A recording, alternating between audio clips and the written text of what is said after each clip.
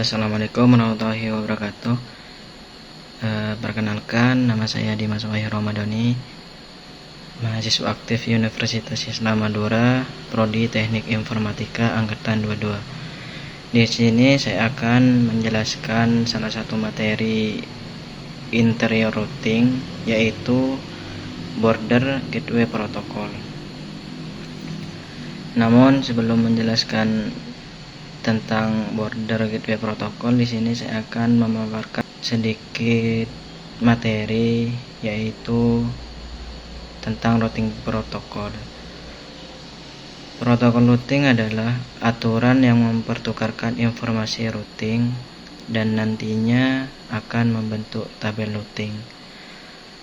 Protokol routing bertugas untuk menentukan jalur terbaik yang akan dilewati oleh data serta memperbarui informasi tabel routing apabila ada perubahan jaringan.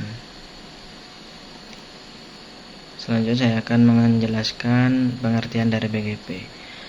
Border Gateway Protocol merupakan routing protokol jenis Exterior Gateway Protocol atau EGP. Border Gateway Protocol adalah salah satu routing protokol yang menangani jaringan antar autonomous system atau AS. Border Gateway Protocol memiliki kemampuan yang sangat handal dengan melakukan pengumpulan rute, pertukaran rute, dan menentukan jalur terbaik untuk mencapai tujuan. Selanjutnya, jenis-jenis BGP. Di sini BGP mempunyai dua jenis. Yang pertama eksternal dan yang kedua internal. External Border Gateway Protocol digunakan antara dua autonomous system atau AS yang berbeda, misalnya antar Internet Service Provider atau ISP. Sedangkan Internal Border Gateway Protocol digunakan di dalam satu autonomous system atau AS antar router-router dalam jaringan besar. Dan cara kerja BGP di sini ada 3 cara. Yang pertama path vector protokol, dan yang kedua route terbaik, yang ketiga update routing. Path vector protokol memiliki dua bagian. Yang pertama AS path, daftar AS yang dilalui untuk mencapai tujuan, dan yang kedua routing policies, operator jaringan bisa mengatur kebijakan. Jenis yang kedua route terbaik. Route terbaik memiliki 3 bagian. Yang pertama path attribute seperti AS path, next hop, dan MID. Yang kedua kebijakan admin, dan yang ketiga stabilitas dan keamanan. Dan jenis yang ketiga update routing. Update routing memiliki 3 bagian. Yang pertama, Border Gateway Protocol tidak mengirim semua rute secara berkala, dan yang kedua hanya mengirim update jika terjadi perubahan, dan yang ketiga komunikasi antar router Border Gateway Protocol menggunakan Transmission Control Protocol. Dan path attribute utama dalam BGP. Di sini ada 5 atribut beserta fungsinya. Yang pertama AS path. AS path berfungsi untuk menunjukkan daftar AS yang dilewati. Rute dengan AS path terpendek lebih disukai. Dan yang kedua next hop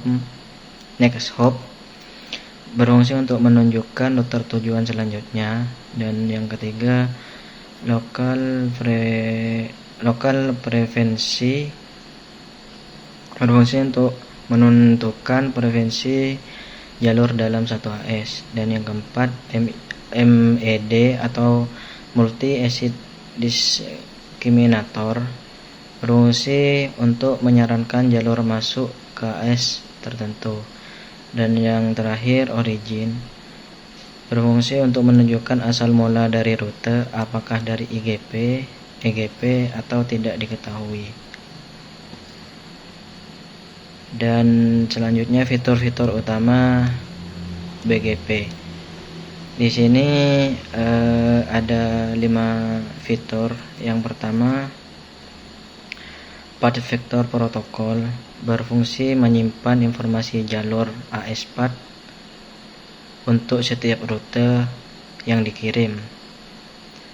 Dan yang kedua, Log Prevention berfungsi untuk mencatat daftar AS yang dilalui. BGP tidak mendeteksi dan menghindari log.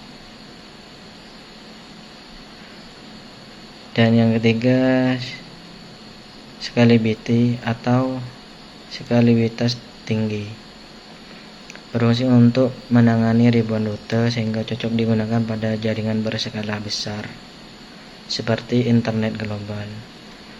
Yang keempat, CIDR support berfungsi untuk mendukung subnetting dan rute aggregation sehingga mengurangi ukuran tabel routing dan meningkatkan efisiensi jaringan. Dan yang terakhir, incremental update berfungsi untuk mengirim perbaruan saat ada perubahan, bukan seluruh tabel sehingga lebih hemat. Dan di sini ada kelebihan dan kekurangan dari BGP. Kelebihan dari BGP yaitu ada 4. Yang pertama, sangat scalable, dan yang kedua mendukung kebijakan routing, yang ketiga stabil dan handal, yang terakhir mencegah lock dengan AS-PATH. Sedangkan kekurangan dari BGP yaitu konfigurasi kompleks, yang kedua konfigurasi lebih lambat dibanding protokol IGP, yang ketiga membutuhkan lebih banyak sumber daya router, dan yang terakhir tidak ideal untuk jaringan kecil. Mungkin itu saja yang dapat saya sampaikan, kurang lebihnya mohon maaf. Wassalamualaikum warahmatullahi wabarakatuh.